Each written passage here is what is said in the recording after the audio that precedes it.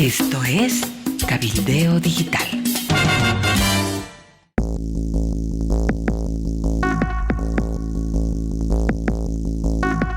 Hola Amalia, hola amigos del planeta, estamos en sábado 4 de mayo de 2024, vamos a comenzar el programa Último Momento con mucha información política, económica, internacional, así que Amalia, ¿qué tenemos para hoy día? Bueno, un montón de información, el discurso de Arce y tanta otra cosa, pero Cacho, ¿sabes cuál es la extensión de la frontera entre Bolivia y Chile? ¿Tienes una idea? Tengo entendido, Amalia, que tiene una extensión de más o menos 900 kilómetros lineales. Ahora, ¿te imaginas un muro de 900 kilómetros? Bueno, eso es lo que propone José Antonio Kast. José Antonio Kast en Chile fue candidato a la presidencia, fue el contendor de Gabriel Boric y hoy parece ser la cabeza de la oposición. Es el Trump chileno. No llega a ser Milei porque no plantea nada novedoso, ¿no? Se ubica en ese extremo, Kast. Bueno, últimamente ha viajado a Hungría y en Hungría ha visitado la frontera con Serbia, donde hay una ola migratoria hacia Hungría y han hecho una gran muralla, un alambrado más que muralla, un alambrado, dos alambrados, un camino por el medio. Y acá se le iluminó y dijo, esto es lo que hay que hacer en la frontera con Bolivia. Había sugerido hacer una zanja, se rieron de él y después hicieron la zanja. No funciona, porque la gente sigue pasando por la zanja, los camiones, etcétera, etcétera. La frontera con Bolivia para Chile es un problema. Es un problema por el tráfico de drogas, por el contrabando, por el tráfico de personas, en fin. Y Kast no ha encontrado mejor solución que hacer una muralla. Refleja la problemática, ¿no? Se le han reído, por supuesto que se le han reído y también nosotros nos podemos reír, pero refleja que hay un problema serio. Sí, Amalia, y la verdad que cada vez se pone más complicado, por ejemplo, por la presencia de elementos del Tren de Aragua que han estado pasando hacia Chile, porque la ruta de toda esta migración venezolana, sobre todo, pasa por Ecuador, llega al Perú, de Perú vienen a Bolivia, y de Bolivia se enrumban hacia Chile, que es el primer destino que eligen, o Argentina. Entonces es una ruta complicadísima para tanta gente que está huyendo del régimen de Nicolás Maduro. En medio de eso hay gente vinculada con el Tren de Aragua. Como tú decías, hay mucho tráfico de armas, hacen tráfico de personas, lo que se conocía comúnmente entre México y Estados Unidos, estos espaldas mojadas que hacían pasar a la gente, ahora está ocurriendo acá, con gente boliviana que se encargan de pasar por sitios no autorizados sobre todo gente de Venezuela, migrantes venezolanos. Entonces se está agudizando. Y me imagino que la propuesta de Kast va a tener que ser trabajada quizás en otra dimensión, ¿no? Es una idea que me imagino la ha planteado él, pero hay que hacer cosas de manera bilateral, ¿no? Ahí tiene que abrirse también el gobierno boliviano a cierto tipo de controles de ida y de vuelta, porque hay un tema que es bien importante, Amalia, y es que no se sabe incluso las identidades de las personas que están circulando. Parten con un nombre desde Venezuela, van cambiándolo en el curso de su trayecto, terminan en Chile con otro nombre. Te acordarás de este muchacho de 17 años que ha sido detenido en Chile, producto de la muerte de este militar que fue asesinado en Santiago de Chile. El muchacho inicialmente dio una identidad. Quisieron cotejar esa identidad la justicia chilena con su par venezolana y resulta que no era. Y parece que tampoco tenía los 17 años, parece que era mayor. Entonces, esa es una complicación. Pero bueno, habrá que ver una una medida un poquito más estructural, más de fondo a este problema que se está agudizando todo el tiempo.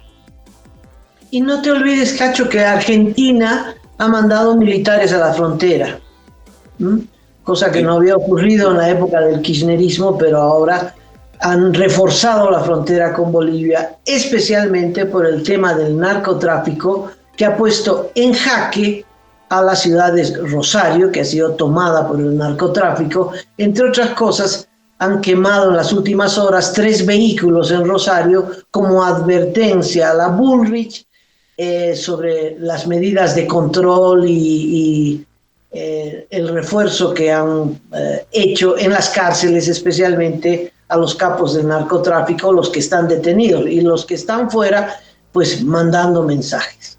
Bueno, volvamos al país porque hay un tema apasionante. Cacho, ¿qué pasó en el Congreso del MAS fracción arcista? ¿Se proclamó Arce? No, Amalia, no, amigos. Hubo un montón de discursos, la verdad, en la inauguración del Congreso del Arcismo. Hablaron prácticamente todos los representantes que están alineados al gobierno, a la corriente arcista. El vicepresidente igual se dio un discurso bastante largo, bien reiterativo en las cosas que él viene hablando en sus alocuciones públicas, y por supuesto el discurso central estuvo a cargo del presidente Arce. Todos con sus propias palabras criticaron a Evo Morales, ¿no? El gran presente ausente en la inauguración del Congreso del Arcismo fue Evo Morales, porque a veces sin nombrarlo, a veces nombrándolo, decían que este es el tiempo para que ya el MAS deje de depender de una persona, de un caudillo que le hace daño al partido. Entonces todos a su turno lo criticaron. Luis Arce lanzó una especie de línea matriz por la que va a discurrir seguramente el Congreso arcista, y es la refundación del MAS. Así ha planteado Luis Arce, y supone eso, Amalia, que seguramente se va a trabajar en las comisiones respectivas. Por ejemplo, una modificación del estatuto orgánico, seguramente van a cambiar el estatuto para que no dependa, como decían ellos, de una sola persona el MAS. Seguramente eso va a tener su reflejo en la nueva conducción, en la nueva dirección nacional, que seguramente se va a elegir en las siguientes horas. Entonces, esa es la línea que planteó Arce de refundar el MAS, y de respuesta ha recibido del levismo el adelantamiento de la reunión que estaba prevista para el 18 de este mes. El 18 de mayo tenían que reunirse para definir las medidas de presión. Han decidido adelantar, y mañana en la ciudad de Cochabamba se está reuniendo Evo Morales con todos sus seguidores y van a definir las medidas de presión. Por tanto, mañana vamos a conocer las conclusiones, las decisiones de este Congreso y las medidas de presión que va a lanzar el levismo para resistir lo que consideran como una especie ya de ataque definitivo a Evo Morales y a sus seguidores. En medio de esto están los veedores, supervisores del Tribunal Supremo Electoral, perdón, han hecho ya su presencia ayer en el Congreso.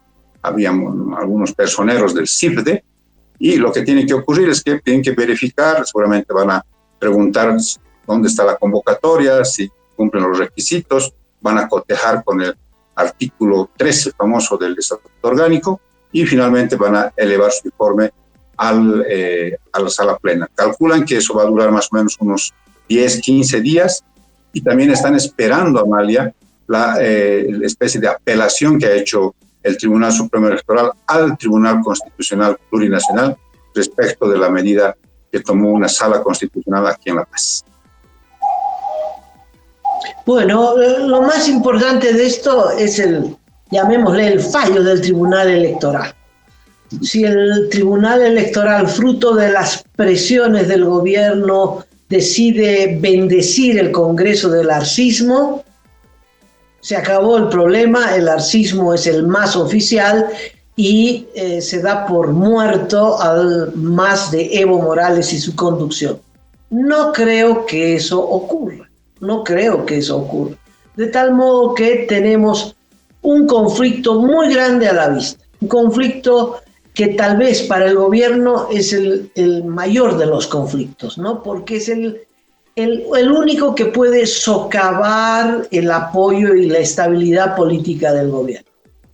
De momento, la oposición mira de palco qué es lo que tiene que hacer, no tiene por qué meterse, ¿no? Pero lo disfruta, ¿no? Bueno, seamos francos, lo disfruta. Hay un detalle, Amalia, que se ha conocido en las últimas horas, y es el siguiente. Dijimos ayer que también está en crisis la sala plena del Tribunal Supremo Electoral por la desaparición de Óscar Hasenteufel, porque ahora Francisco Vargas ejerce como presidente en ejercicio del Tribunal Supremo Electoral. Bueno, el vocal Tawichi Tawichi ha anunciado anoche que se ha recompuesto algunas funciones dentro de la sala plena del tribunal. Y él, Tawichi Tawichi, era el vocal encargado del CIBDE. Esa era su tarea, entre otras que tiene en el tribunal. Bueno, lo han cambiado y ahora el que se ha hecho cargo del CIBDE es nada más y nada menos que Gustavo Ávila. Él recientemente puesto por el presidente, designado por el presidente, y así que este vocal, que ya ha empezado a hacer declaraciones públicas en las últimas horas, ya se está haciendo cargo del CIBDE. Entonces, el informe de los personeros del CIBDE va a llegar primero a él y a través de él hacia la sala plena. Por tanto, por ahí pueden haber algunos cambios, algunas modificaciones, algunos ajustes, como los dicen generalmente en la institución pública, para de alguna manera ver por dónde se dirige el informe de los personeros del CIBDE. Entonces, corrijo mi interpretación anterior, Cacho, este dato es muy importante. Si el que va a redactar el informe sobre el Congreso del Arcismo es el tinterillo de Arce, tú puedes desprender cómo va a ser ese informe. Sí. Es decir, para eso lo pusieron. Arce está avanzando entonces en la toma completa del Tribunal Electoral. Eso es lo que está ocurriendo. Sí. Y ahí es tremendamente extraño la actitud de Hasenteufel, ¿no? Que da cuenta con los hechos de que no está de acuerdo, de que le molesta, le incomoda, le irrita seguramente este avasallamiento progresivo que ha ido realizando el Ejecutivo sobre el Tribunal Supremo Electoral. Pero tampoco dice nada, ¿no? O sea, cree que con el silencio, ocultando la cabeza, haciendo de avestruz, va a solucionar el problema, ¿no? Todo lo contrario, él tiene una trayectoria interesantísima y claro, esto lo va a terminar dañando incluso en su perfil profesional, en su perfil público, ¿no? A ver, ojalá, yo voy a hacer una solicitud, Amalia, formal, de parte del programa, para tener una entrevista con don Óscar Hasenteufel para que nos cuente, si es que él quisiera hacerlo, todos estos entretelones del Tribunal Supremo Electoral. Bueno, hay otras batallas que se están dando a nivel de las gobernaciones, porque se cumple el plazo para la renovación de las directivas.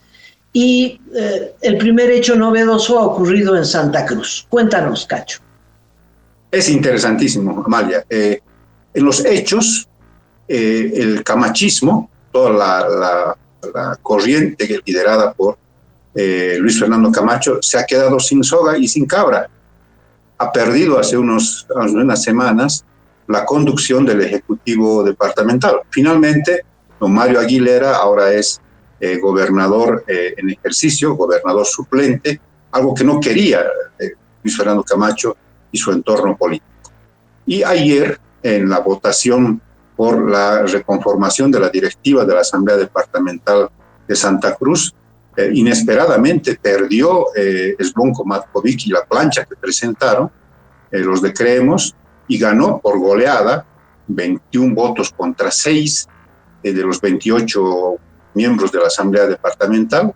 Ganó Antonio Talamás, que horas antes, me imagino que ya noticiados de que él estaba con una plancha en curso, fue expulsado de Creemos. Entonces, este disidente de Creemos ganó la votación y ahora es el nuevo presidente de la Asamblea Departamental. ¿Cuál fue su primera decisión?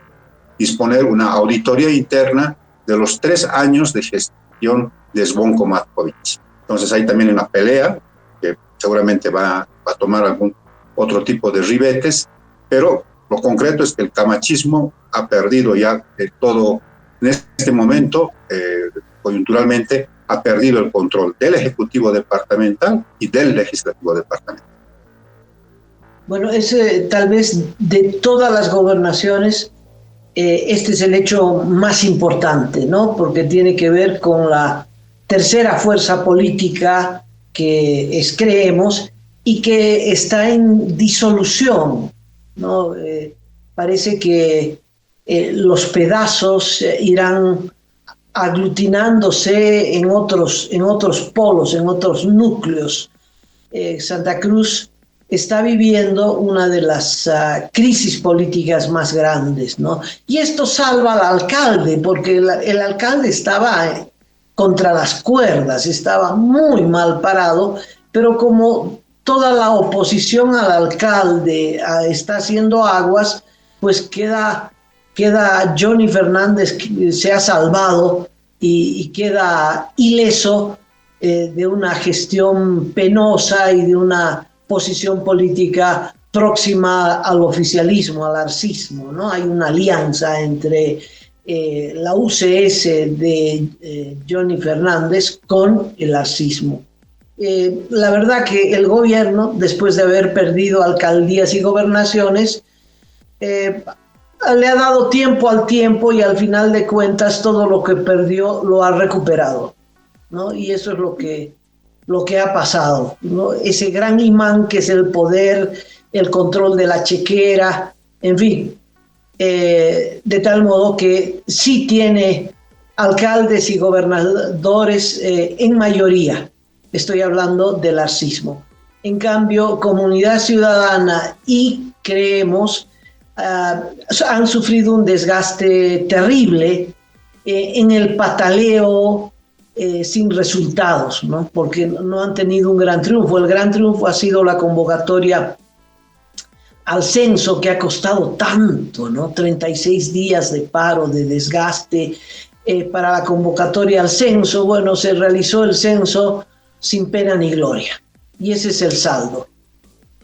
Es bien interesante lo que acabas de comentar, Amalia, porque yo me pregunto en este momento, ¿cuál será el sentimiento de Luis Fernando Camacho? Por esto que tú muy bien señalas, ¿no? 36 días, mucho sacrificio para el tema del censo. Él se puso en primera línea en una posición muy dura en ese conflicto. Ahora está detenido, sin control de la gobernación, ha perdido la conducción de la Asamblea Legislativa. Realmente debe ser bien deprimente en términos políticos para Luis Fernando Camacho. Pero hay dos cosas, Amalia, que comentar. Primero es que se ha iniciado el 4º año de gestión de las gobernaciones, de las 9 gobernaciones y de los 340 municipios que hay en el país. Están entrando ya a la recta final de este mandato de 5 años, del 2021 al 2026, y ya no hay posibilidades de hacer ya revocatorios, eso manda la Constitución y las leyes. No va a haber, por tanto, ya revocatorios, no hubo, como habíamos anticipado en varios programas acá en último momento, y va a haber también votaciones. Hoy, por ejemplo, vota el Consejo Municipal de Santa Cruz, porque las cosas tampoco están bien para Johnny Fernández. Su propio hijo, que es concejal de UCS, criticó duramente hace unos días a las autoridades del Ejecutivo Municipal. Incluso dejó deslizar la palabra corrupción, ¿no? Aquí o hacen bien las cosas o van a pasar por el filtro de la fiscalización del Consejo, ¿no?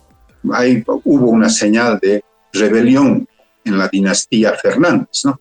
Porque Johnny Fernández es el papá alcalde, el hijo es concejal, la hija es parlamentaria, el hermano fue alcalde y autoridad municipal también en otros años. Es una dinastía de los Fernández en términos políticos, ¿no? Pero también hay problemas. Acá en La Paz, ¿qué ocurrirá? el que se está planteando como presidente del Consejo para este penúltimo año de gestión es el concejal Óscar Sogliano, que públicamente ha dicho que él quiere ser presidente, pero no tienen los votos porque una de las integrantes de la inicial bancada oficialista ya no está con Iván Arias, podría votar con el MAS o el MAS proponerla a ella como presidenta del Consejo.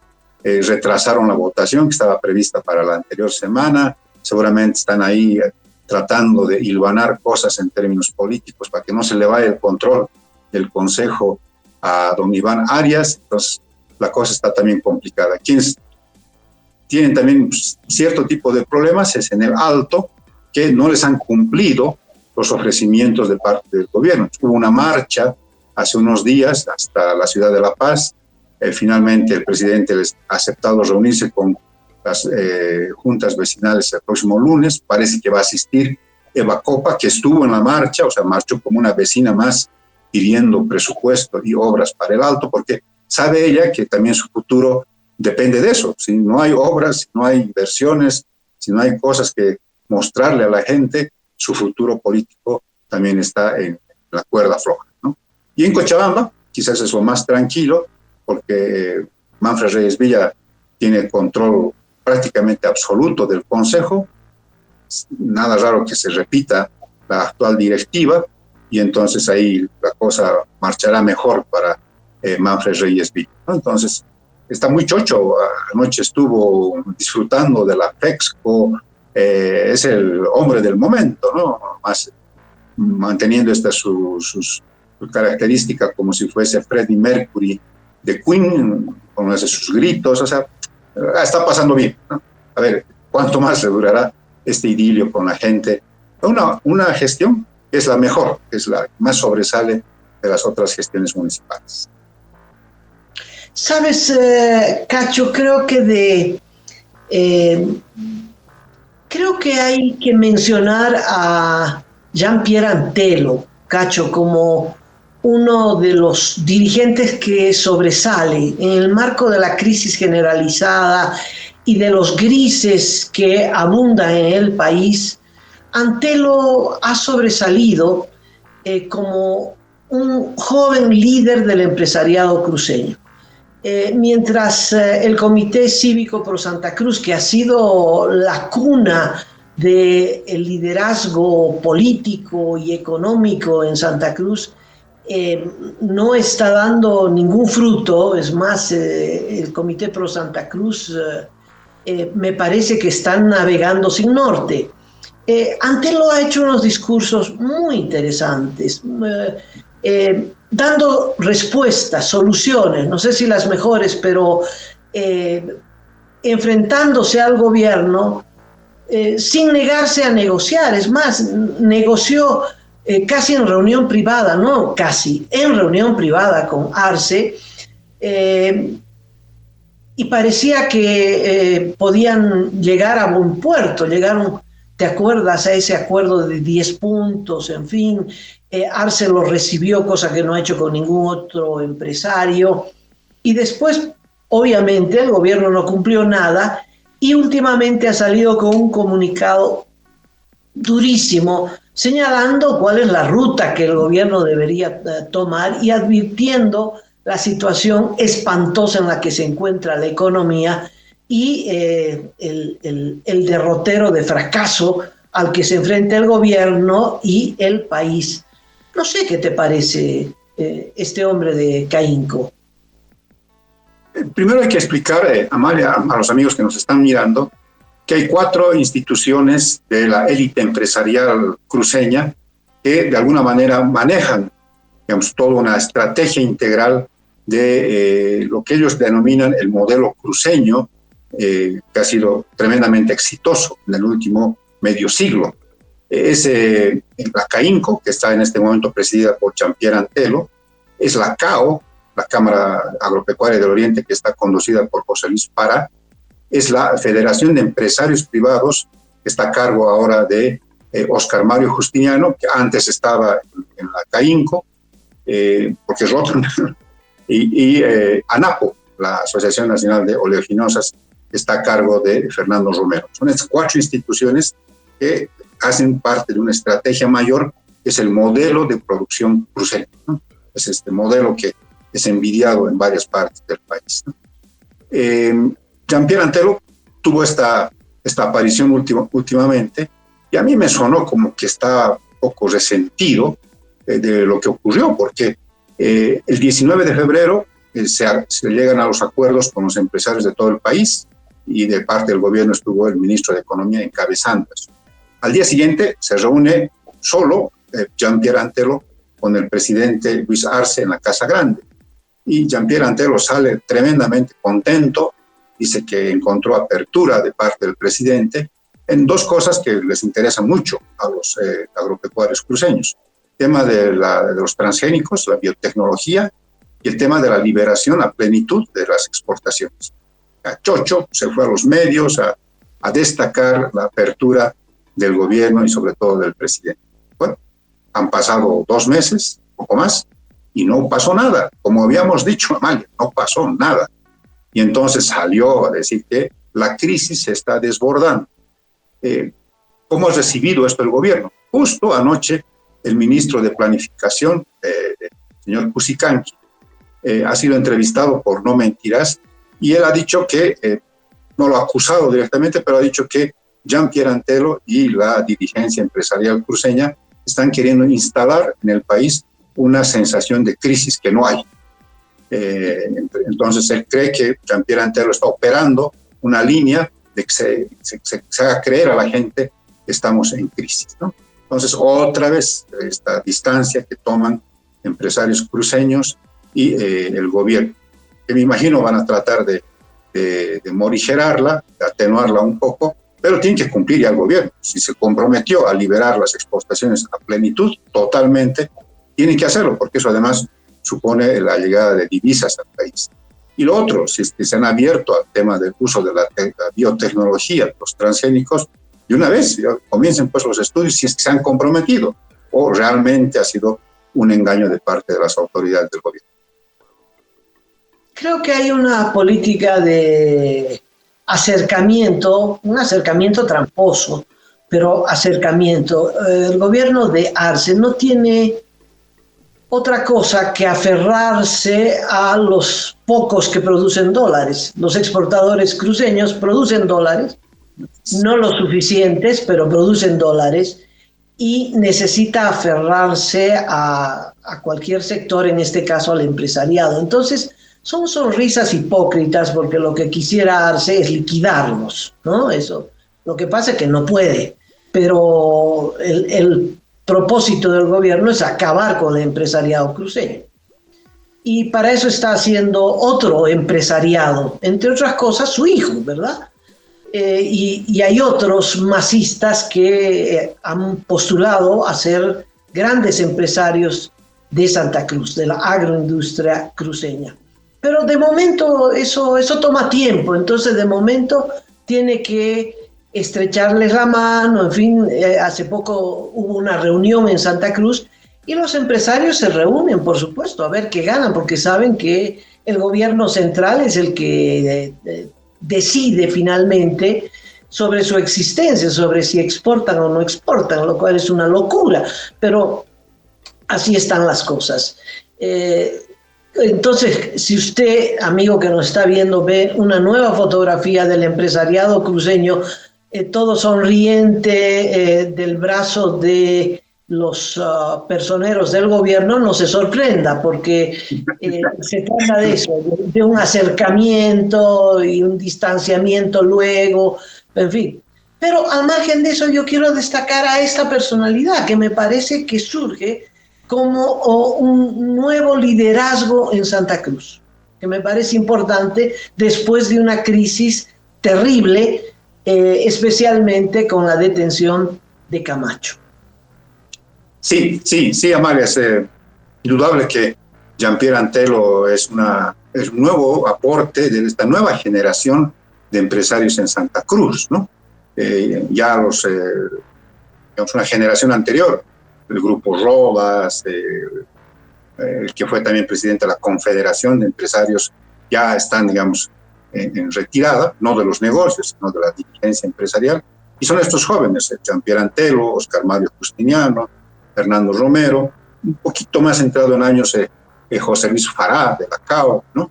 Es que es pues toda una estrategia, Amalia, ¿no? Es todo un andamiaje que ponen en funcionamiento las élites económicas cruceñas, ¿no? Lo que les interesa finalmente es tener condiciones para hacer buenos negocios. Acá en Bolivia, ellos se vanaglorian de que le dan el 70% de los alimentos a todo el país, y la exportación, ¿no?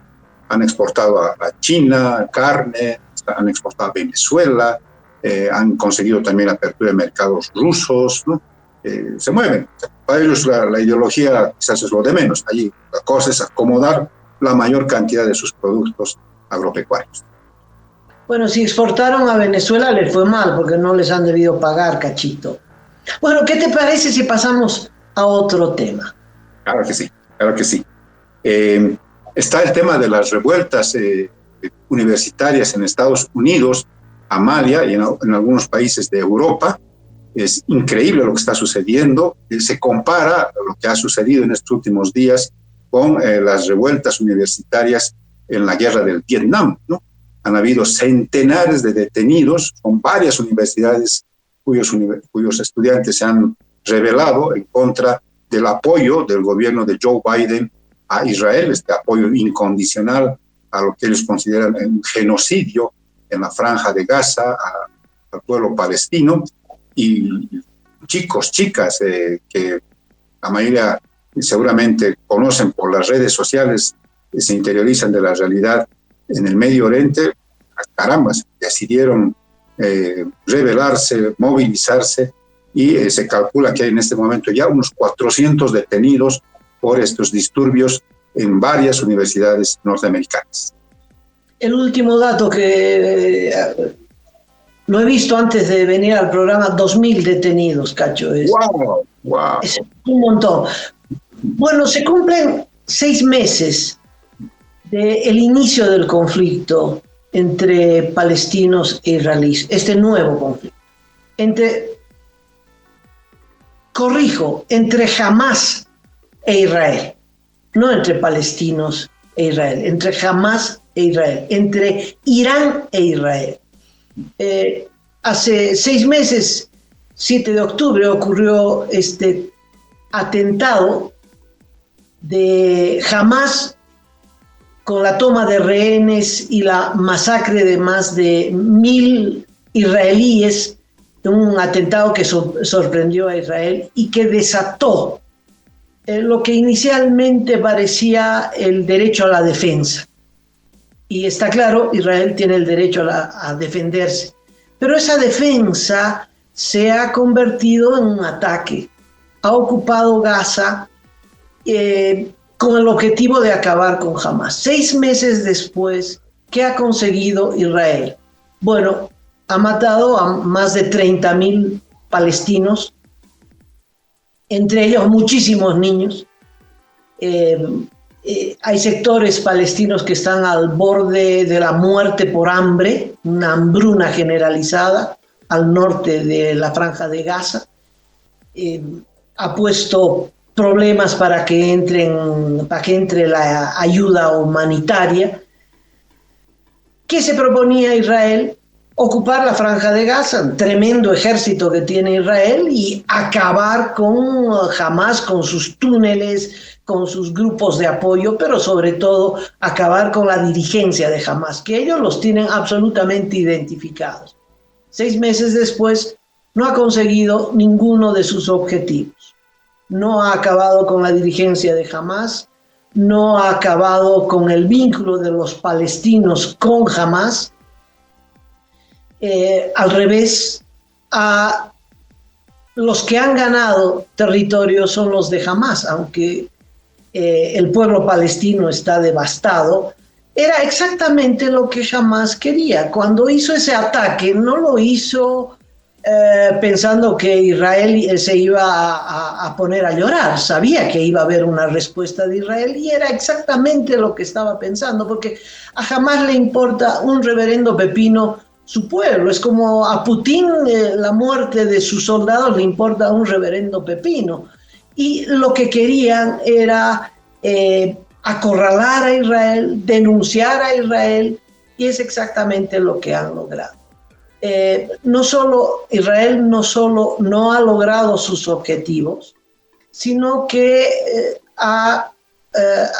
lo único que ha conseguido es que el mundo se vuelque contra Israel. Y eso es lo que quería Hamás. Eso es exactamente lo que quería Hamás. Y ese mundo no solamente es un mundo en el Medio Oriente, sino que la protesta contra Israel, y Hamás bate palmas con todo entusiasmo, ha llegado a la entraña de Estados Unidos y de Europa. Las universidades en Francia y las principales universidades en Estados Unidos se han convertido en un polvorín. Muchos dicen no son estudiantes, no importa. Bueno, pero hay algunos estudiantes, aunque la mayoría no sean universitarios y sean los grupos de apoyo de Hamás, han logrado estas revueltas estudiantiles con enfrentamientos, que es exactamente lo que ellos están buscando, y el gobierno de Biden y su posible reelección tambalean, porque el apoyar a un gobierno que de manera, que tú lo ves de manera prepotente, entra con tanques, con soldados y masacra y destruye, en fin, y tú ves a los palestinos desangrándose, el aullido de las madres frente a los hijos que han quedado no solo muertos, pero aniquilados por... Bueno, es que cuesta ver esas escenas de dolor, Cacho. Y entonces el mundo se ha volcado contra Israel y las votaciones en la ONU son contundentes. Israel y solo Israel, ni siquiera el gobierno de Estados Unidos ya puede apoyarlos. Ahora, fíjate cómo es que Hamás, la estrategia de Hamás ha tenido tanto éxito, porque Estados Unidos ha propuesto un alto al fuego a cambio de la liberación de los rehenes, y Hamás no quiere, porque está encantadísimo con las revueltas estudiantiles en Estados Unidos y en Europa. Ahora, en esas revueltas nadie pide la liberación de los rehenes. Son 6 meses que están de rehenes en una situación espantosa. Todo el mundo se olvidó de los rehenes, ¿no? Que fue el principal motivo de este conflicto. Y lo propio el gobierno de Israel, para él no es lo más importante recuperar a los rehenes, por eso también tiene revuelta interna, porque el objetivo del gobierno de Israel es acabar con Hamás, y eso parece ahora con J que eso jamás va a ocurrir, ¿no? Entonces, posibilidad de negociación ninguna. No solo porque Israel está desesperado intentando acabar con esta oposición que ha controlado la Franja de Gaza a punta de fusiles, una oposición que ha impuesto una dictadura terrible, pero controla al movimiento palestino, quieras o no, controla al movimiento palestino. ¿Qué se ha ganado Israel? El ataque de todos los grupos que están alrededor de Israel en países colindantes que son financiados por Irán. Has visto, han intercambiado este amago con Irán, que no terminó por suerte en mayores cosas, pero hay un conflicto que Israel no lo ha podido sofocar y que ahora se vuelve en contra del gobierno de los Estados Unidos. Es muy grave, porque yo diría hay un triunfo de Hamás, un triunfo político de Hamás y de Irán frente a Israel y los Estados Unidos.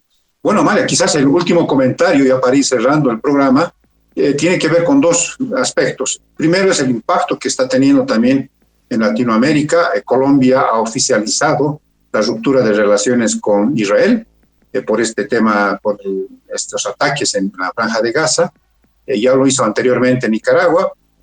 Digamos, el problema, la preocupación mayor es que se desencadene una serie de rupturas de parte de otros países considerados del socialismo del siglo XXI. Habrá que ver si esto sucede. Y el segundo apunte y final tiene que ver con lo de Rusia, que mientras hay guerra en el Medio Oriente, mientras hay guerra en Europa del Este, está haciendo cosas. 2 bombarderos con capacidad nuclear han sido descubiertos volando cerca de Alaska, los interceptaron y los escoltaron para que abandonen el cielo norteamericano. Militares rusos del grupo Wagner han ingresado en una base militar estadounidense en Níger, en África, y entonces imagínate, mientras las energías, la atención está puesta en Medio Oriente y en Europa del Este, Rusia está haciendo cosas, ¿no? Te decía ayer que el fiscal general de Rusia llegó a Cuba, hay estas reuniones también utilizando a Venezuela como cabecera de playa, como dice Elizabeth Burgos. Rusia se está moviendo en este nuevo orden mundial que seguramente va a surgir al término de estas 2 lamentables guerras en el mundo. Solo agregar, Cacho, que en Ucrania Rusia está en una contraofensiva imparable, está recuperando todas las ciudades que Ucrania había podido recuperar después de la ocupación inicial. Ucrania logró avanzar, Rusia retrocedió hasta esa línea defensiva de 1.000 kilómetros de trincheras, pero luego a Ucrania se le acabaron las municiones, no tiene municiones y tampoco tiene gente. Los jóvenes se cansaron, son 2 años de guerra, empiezan también las deserciones en las filas ucranianas. En las filas rusas es de todos los días, pero no había ocurrido en las filas ucranianas. Y Rusia ha empezado la contraofensiva, está atacando Odessa, que es el puerto más importante, una ciudad bellísima, la está pulverizando todo lo que te puedas imaginar. Plantas de energía eléctrica, todo. Y Zelensky pide ayuda internacional y dice, bueno, nos van a comer vivos, por favor. Y después de ocupar Ucrania van a ir por Polonia y de Polonia al resto de Europa. Y Europa y la OTAN están pensando, ¿no? Están organizando la defensa porque creen que el conflicto bélico con Rusia se avecina. Es decir, hay una situación muy, muy grave. Y si gana Trump en Estados Unidos en las próximas elecciones, Ucrania será un bocato para los rusos, porque Trump no va a ayudar a Ucrania.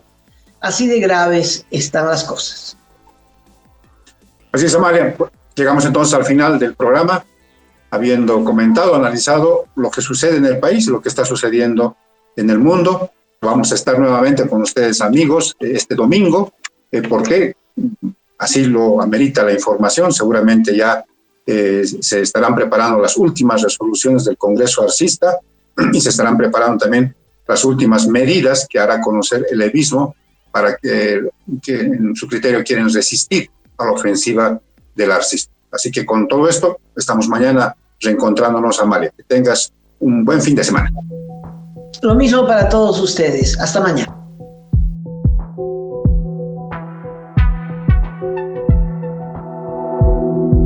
Aporta a Cabildeo Digital y apoya al periodismo independiente.